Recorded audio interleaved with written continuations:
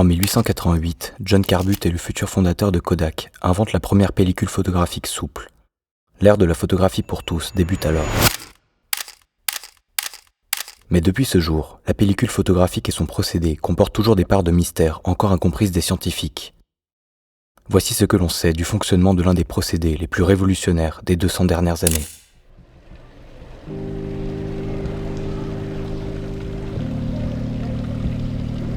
Aujourd'hui, une pellicule est une surface souple, sensible à la lumière.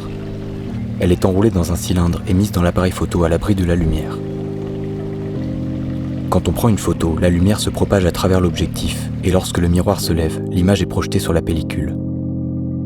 À ce moment commencent d'étonnantes réactions chimiques au sein des grains de bromure d'argent qui composent la pellicule. Ces grains cristallins d'environ 30 micromètres sont enfermés dans une couche de gélatine transparente. Ils sont alors bombardés par les photons et leur structure interne change. Ces grains sont constitués d'atomes de brome et d'atomes d'argent arrangés en structure cristalline. Le cristal n'est pas parfait et c'est ce qui le rend sensible à la lumière.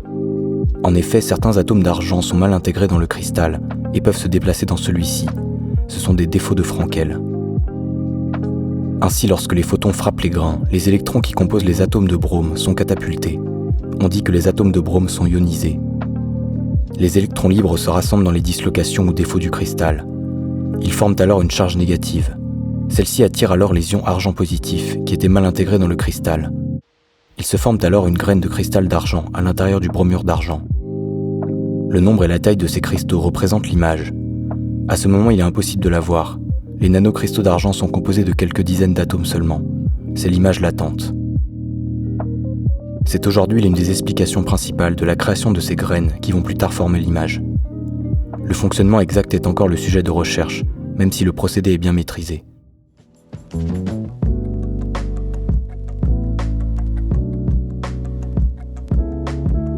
L'image est là mais cachée. Il est maintenant nécessaire de l'amplifier. Bienvenue dans le laboratoire.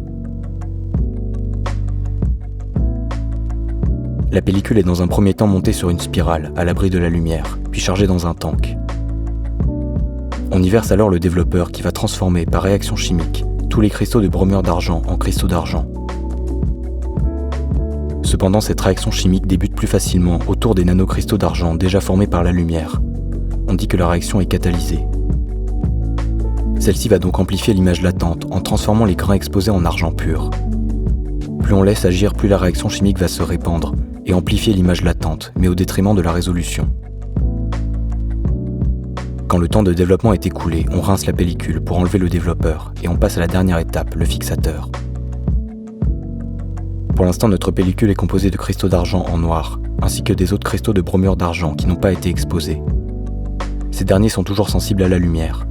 Le fixateur va dissoudre les cristaux de bromure d'argent en ne laissant que les cristaux d'argent qui forment l'image. On obtient alors une pellicule, transparente où il n'y a pas eu de lumière et opaque là où la lumière a frappé, grâce aux grains d'argent. C'est donc un négatif de notre image initiale.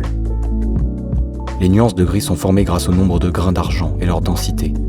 Plus ils sont nombreux et proches les uns des autres, plus l'image est noire.